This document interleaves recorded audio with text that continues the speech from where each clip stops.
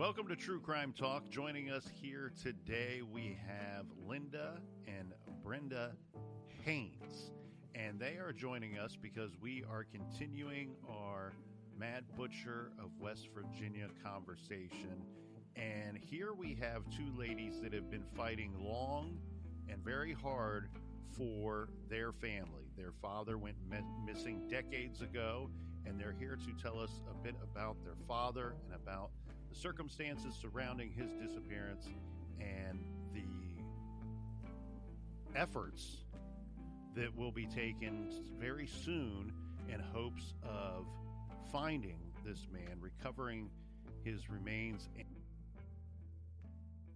James Lee Haynes. He was a sergeant in the Army. He was a decorated officer, and his disappearance has been surrounded by a lot of rumor over the years. He was last seen in the tavern.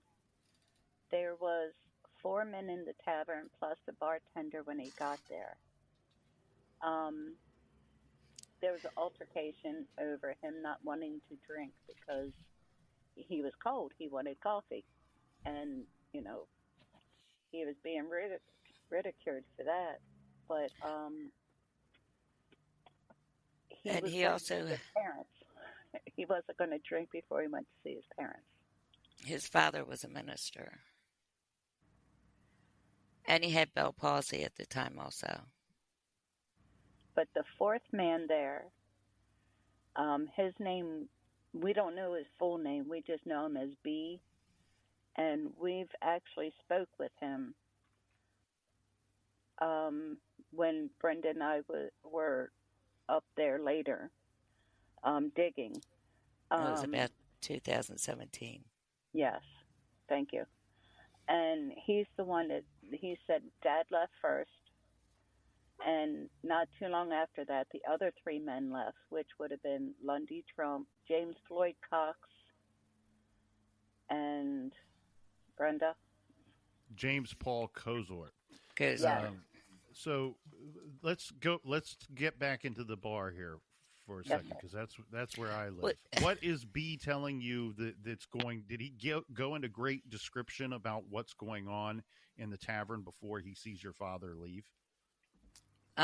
Yes, that they were making fun of him, a big sergeant, because he was in his dress, drinking coffee in a tavern, and they wanted to have a beer with, they said, "Oh, you man up and have a beer," and he's like, "No, I'm not having a beer." So he just picked up a suitcase and left the bar. It's nighttime. It's December 7th in West Virginia. He's probably quite cold. We can assume snowing. Yeah, he's been out walking for maybe a considerable amount of time, and he just wants to warm up and then be on his way. Now we did hear that a fight broke out in the bar. And B, he says, your dad leaves, then these 3 men left, and he's able to give names: William Lundy Trump, James Paul Cozort, and James Floyd Cox. They leave after your father has already left, and then B leaves shortly after that, right, from my understanding. Now, what we've learned in the time period is Lundy. We call him Lundy Trump. That's what we've always called him. Lundy Trump and James Paul Cozort are brother-in-laws. And James Cox is the Cozort's cousin. And what does B tell you that he witnesses? He was driving up Little Boat Mountain, and he's seen their car pulled off to the side of the road. He thought maybe they hit a deer. He said it was a gravel road and snow, and he didn't stop. He just slowed down and asked them if they needed help. And he noticed that the 3 men were bloody. And they said, "No, you just keep going, mind your own business." And he kept going. And he thought maybe they hit a deer or, you know,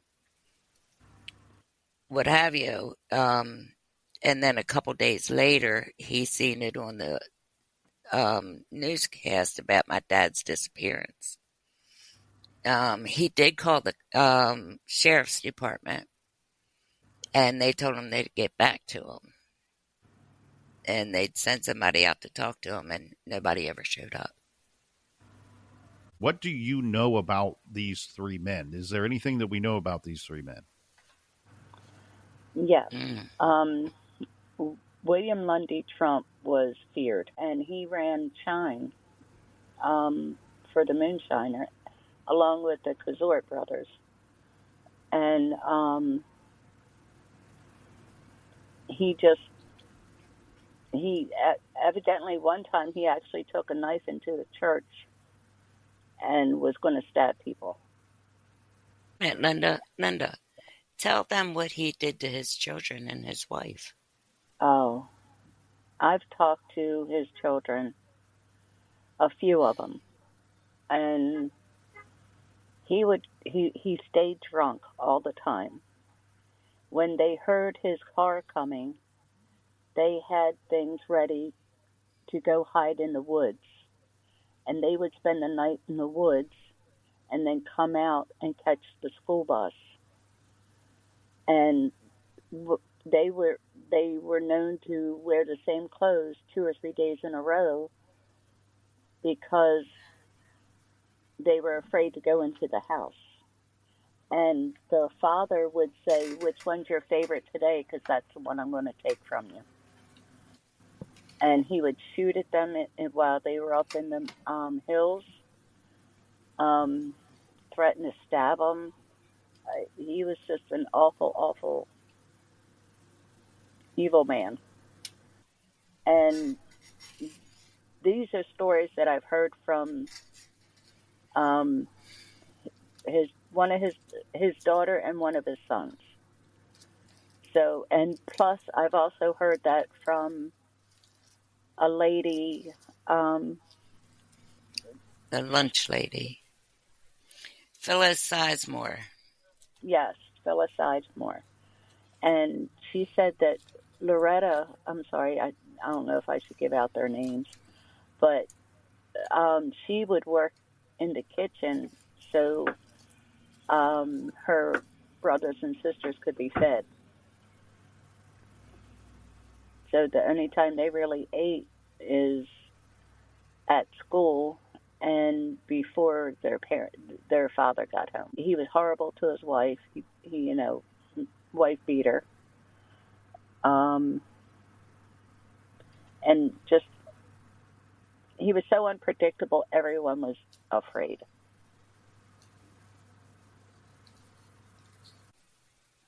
He abuses his wife, and one of his good friends is his wife's brother? Yes. What the hell? That doesn't, where I come from, that doesn't work that way. Mm-hmm. Well, the Kazorts wasn't much better. No, the Kazorts were evil. They were the whole family of evil. Where Trump, his parents, from what I heard from other people, they were very religious. Yeah, they don't know where he went wrong. But it all started when he married the Kazort's daughter. He started hanging out with the brothers, and they were just steal things, run moonshine. No, so it wasn't just, it wasn't like an evil band of Trumps.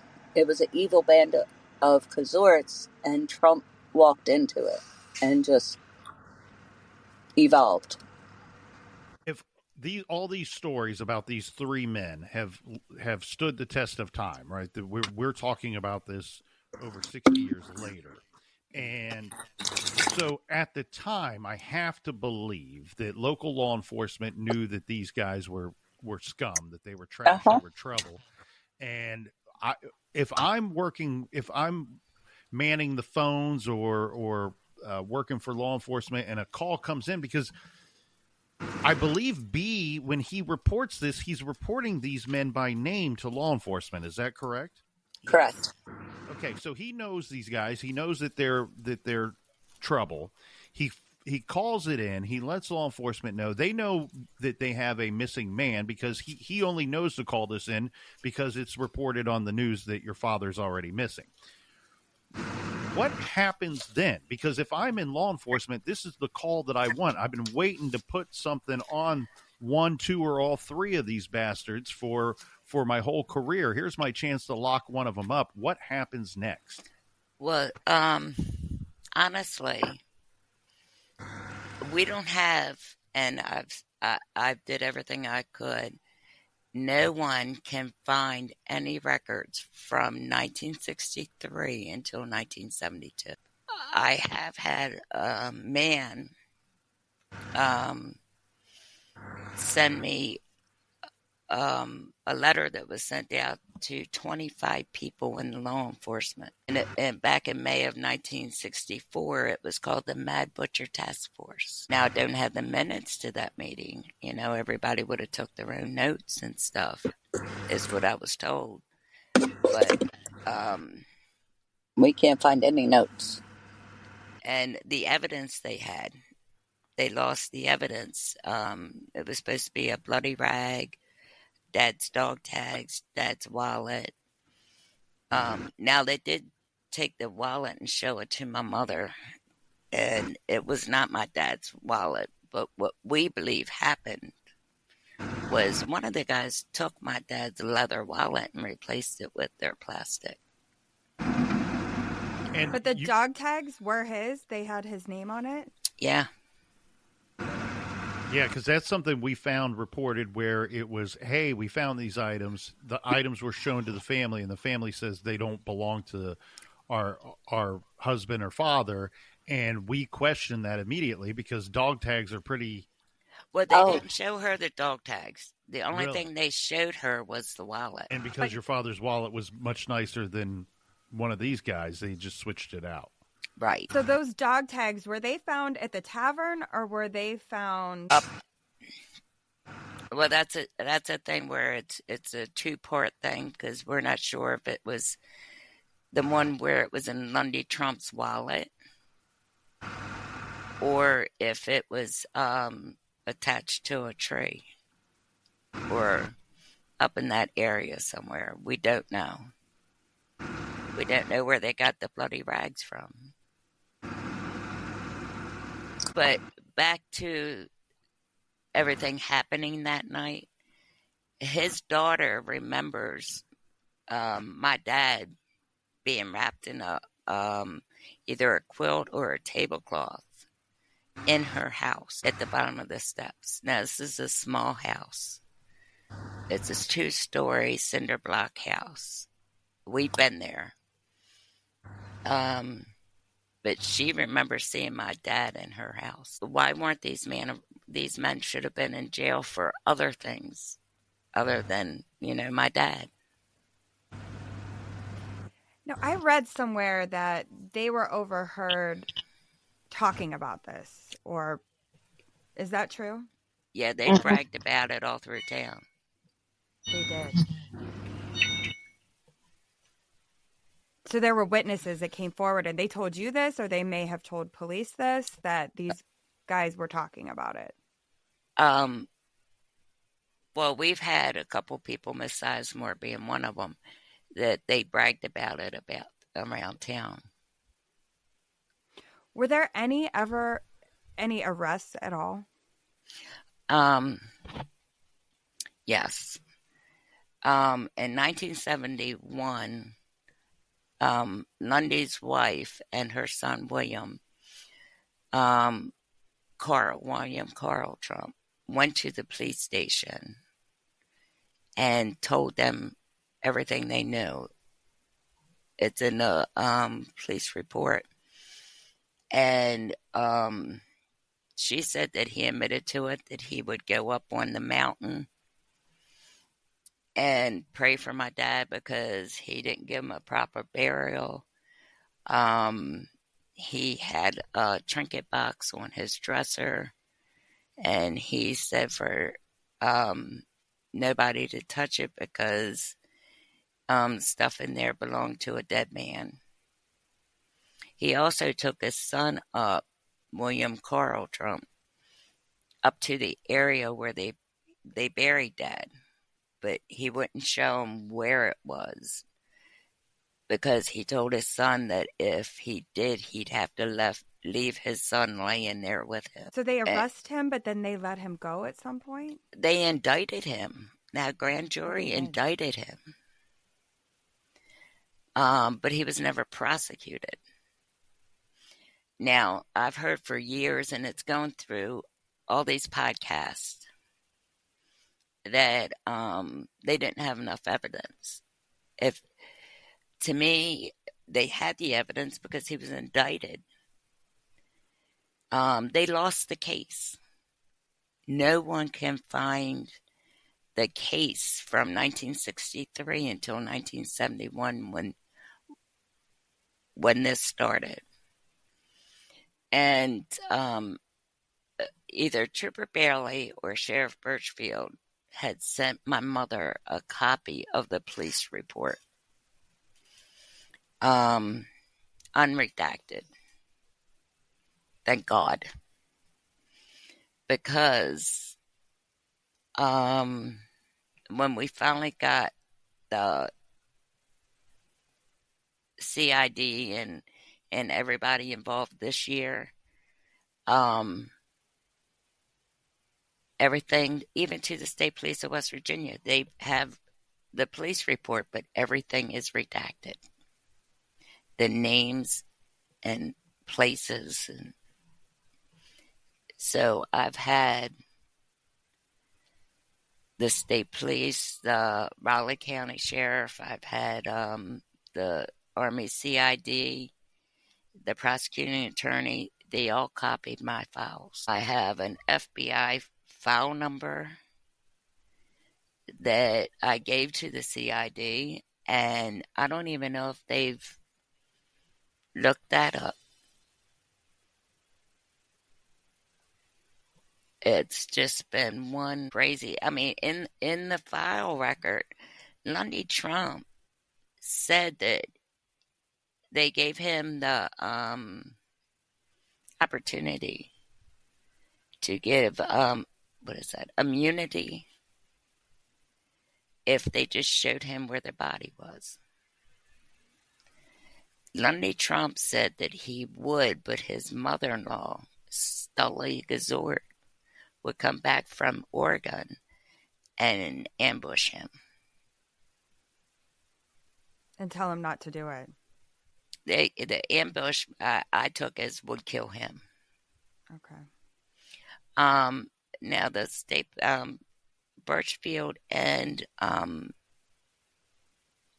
Ralph Bailey went to Oregon and talked to James Paul, his brother Robert, and Sylvia. Robert is James's brother, and Now, Sylvia is Robert's wife. after that happened with Dad, the Gazorts moved to Seaside, Oregon. Within weeks. Yes. Within weeks, Lundy Trump had traded his car that they still owed payments on. Now, I heard this from Loretta, that her mother was so upset because he traded it for a clunker, but they still owed payments on the nice car.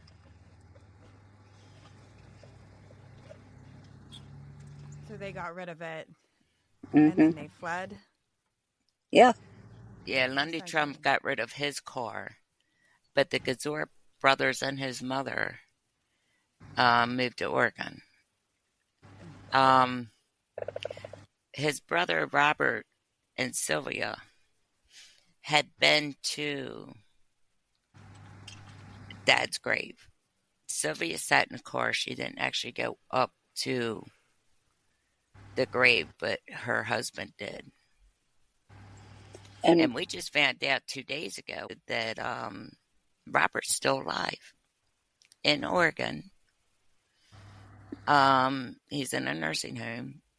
I don't know what's wrong with him, and we have called. Linda's called the prosecuting attorney, which I got to give that man credit. He's been unbelievable with his helping, but we haven't gotten a response. I called the Army and to see if they could send one of their CID personnel up there to talk to him. Haven't heard back. We do know that they are talking with one another, trying to set things up. And they told us from the get-go that they have Zoom meetings and everything, that we wouldn't be privy to a lot of their involvement with each other. Yeah. This group, this day and age group, I put them right up there with Trooper Bailey and Sheriff Birchfield. They are going above and beyond. Yes, they are. I'm not trying to put any, these guys are awesome. And The state police, everybody. We had the state police, Paul Petier, back in 2017, took a land surveillance team and actually went into Trump's house, and we dug up cement floors. We broke down the cement wall. The couple that has the property now have been so wonderful for us. They let us destroy like a half wall in the house. Brenda and I were live in the house. No, they don't. No. But it's still there. It's their chicken coop now. But Brenda and I were digging, and then when we found that what we were digging for was a boulder, that kind of like disheartened us. But they actually let us dig in other places, and it was Brenda and I and our Uncle Dallas, and we dug a few holes, where it looked like there was a divot where it was at one time dug out. So we didn't find anything, but we were there for like 2 days digging. What led you to the boulder? Were you guys using, was it just the indentation in the ground and the surface, or were you using some type of radar that spotted an anomaly in beneath the surface? Yes, that was all due to Trooper Paul Petier. He brought the ground penetrating device, and they found like an anomaly. I didn't say that right, but that's where we centered. Now, he was digging. He actually had a few volunteers come. And thank you. And what we found was a boulder. Now, they got called away to an emergency. So that's when the family that lives there now let us dig whatever we wanted. They would say, hey, look over here, there's another divot. So we would dig there. But now, before we go any further, there's somebody that really, really helped us out so much, and I'm so sorry he passed away. Lundy Trump's grandson. His name is John Zulacek. And without him, we met on Web Sleuth, and we were texting back and forth on there. Then I gave him my number, and we were texting back and forth on there. And then finally, we were just like, we need to talk. So he actually, through his mother, did a satellite view on the internet and found exactly where the house was. found out who the owner of the house was, contacted the state police. The state police went over there and talked to them, and that's where we started with all this search. That's incredible. So I know. there's no playbook for victims' families how to proceed. And you guys, for all these decades, have been able to make these connections Mm-hmm. and really have taken it literally in your own hands. Yes. Well, I have a canceled check from, what was it, 1985 that was sent back to me. Not canceled, it was voided and sent back to me from the state of West Virginia for my dad's police report. They said, no, we can't give you any of that information. It's still open case. Well, kind of. So let's dive into this a bit, because it sounds like William Trump is indicted for your father's murder, right? It was the charge Correct. of murder. Okay, Yes. so he's charged with that. They get an indictment from the grand jury.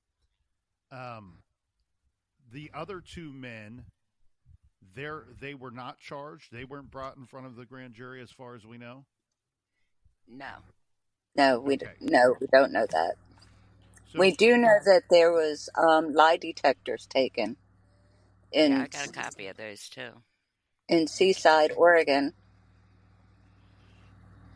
we get the indictment, but they decide to drop the charges or not take it to court because of lack of evidence. Well, that, and they declared him insane, so he was hospitalized for 4 years. Unfit to set trial. Yes, unfit. I'm sorry. Yes. Yes. Oh, But they offered. But when is he offered this immunity to lead? Hey, lead us to the body, and we'll call it even. At the same time. Before the indictment. And the particulars of that indictment, those are usually sealed because it's grand jury proceedings. However, it's been all this time. When did that take place? Is that what took place in 71? Yes, 72. Okay. 72.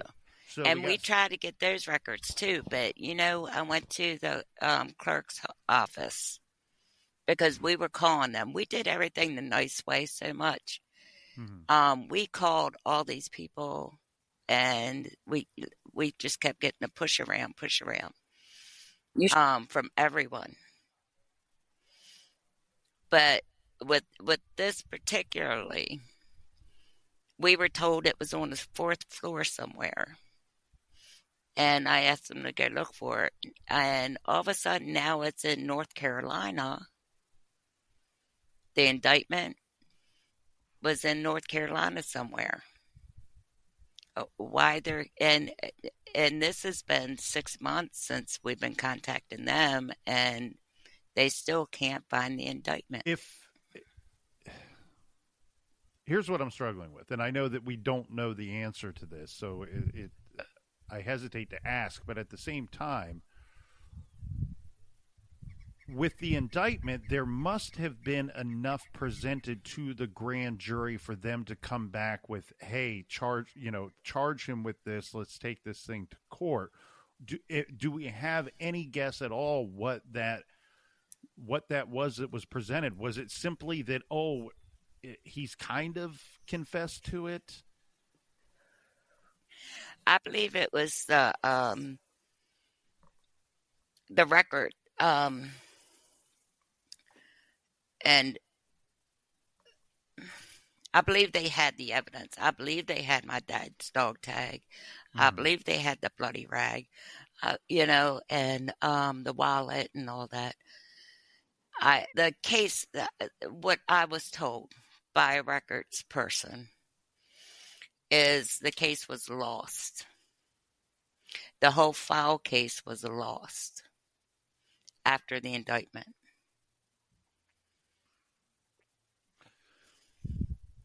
regardless of what happened, or there could be a multitude of reasons why this was never brought to. It sounds like this was an extremely complicated case. You have a man who's deemed unfit to stand trial. That's what we're told now. Yeah, but at the same time, a no body trial, murder trial, is very difficult. Prosecutors are always hesitant to do. I mean, you're really limping into court with the whole idea that if this man or the defendant has a good defense team, the obvious is to go, well, how do we even know that the victim is dead or killed? We need proof of such. And back then, technology in the early 60s is not going to help us get to that, because a lot of times we find with the no body convictions is that they find enough of the victim's blood to get a medical examiner to confirm that, hey, that amount of lost blood, the person would not have survived. So we can proceed with a no body trial. That had to play a large role in this, but at the same time, what are the stories that has stood the test of time? The general theory and thought is that your father is buried up there somewhere on Mount Bolt, correct? Okay. It's down in Ravencliff. But in the deposition from Sylvia Kazort, which her maiden name was Cox, she said that her and her husband was up there at the site. William Carl Trump told them that his father took him up there. William Lundy Trump said that he would show him where the body was, but his mother-in-law would come back and kill him. Ambush him, is his words. So just alone with Lundy's testimony in the police records, to me, is proof that he killed my dad. Do you think it's possible that Lundy Trump or one of these other guys was responsible for some of these other missing and murdered men at the time? Could they have been trying to build a bigger case with more victims with any of these suspects? Oh, yeah, they were. And I found a coincidence in a couple of them. One of the men was seen at the VFW with 3 gentlemen. One of the, I think it was Mike Rogers, I might be wrong, was seen in a tan station wagon. And a tan station wagon is what Lundy Trump owned at the time. But they did, all these men, that the 5 men that disappeared, they all were put together as the Mad Butcher. Now, my dad is not the only service member that was murdered either. Shirley, his first name's Shirley, was a veteran, a World War II veteran. And I believe Bennett.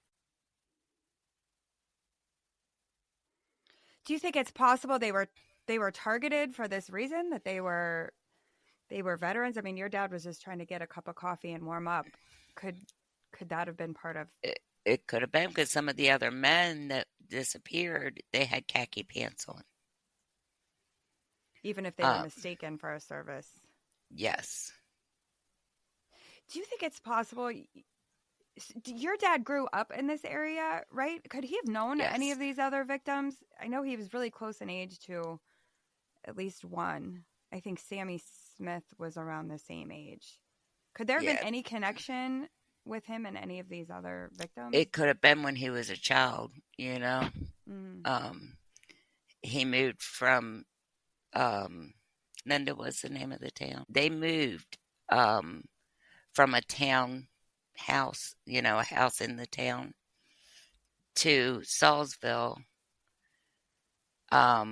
which was a farm.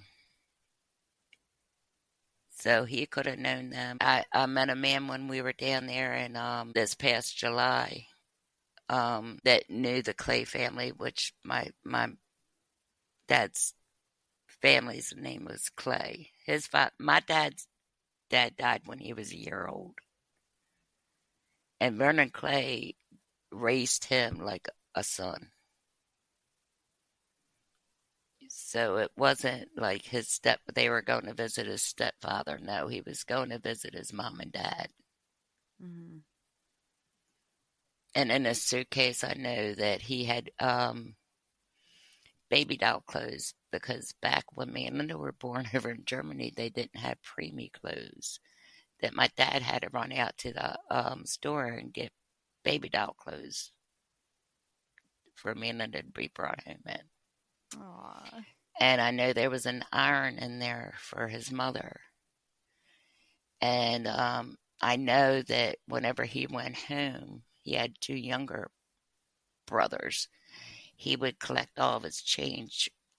Even Mom said in Germany that any change that was in his pocket at the end of the day was put in a jar, and then he would put it in a sock and give it to his younger brothers when he came home. When he went and seen his brothers and stuff. And they were a close-knit family. They were, my dad's family are unbelievable, sweet. They're still God-fearing. He's lost a brother, Damon, that him and my one uncle came home on leave when my dad disappeared to help search for him. My grandfather and my uncle backtracked the Maryland, West Virginia line all the way in any route that he would have took, before they found out that he had gotten a ride. Mm. I know my 2 younger uncles, Uncle Damon and Uncle Dallas, and my grandfather would go search and search and search for my dad. We've just heard so many stories, and there's so many wrong stories out there, in that one meeting. I just don't understand why the military wasn't going after for the other soldiers that were, one Shirley was Navy.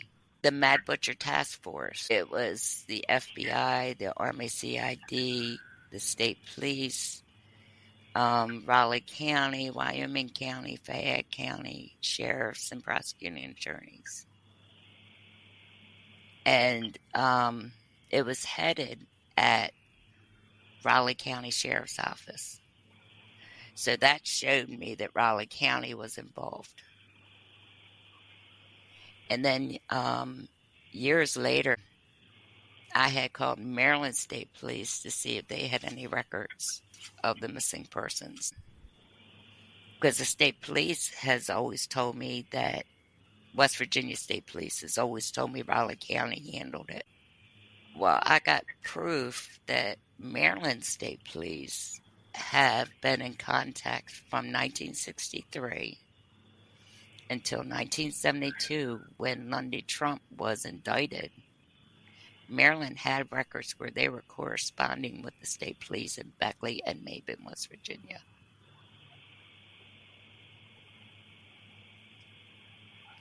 So do you think there's been some jurisdictional confusion, and that's part of what's complicated this? Yes. Yeah. But I was told by one of the record keepers that even to today, you can go into the record room at the state police. If you belong to any police units, a sheriff could go in and just take a folder and leave. It's not tracked. It's not signed out. It's not signed back in. I've called the governor, the last governor of West Virginia. I've called a couple of them. And their secretary just kept saying, we can't help you at all. you need to deal with this locally.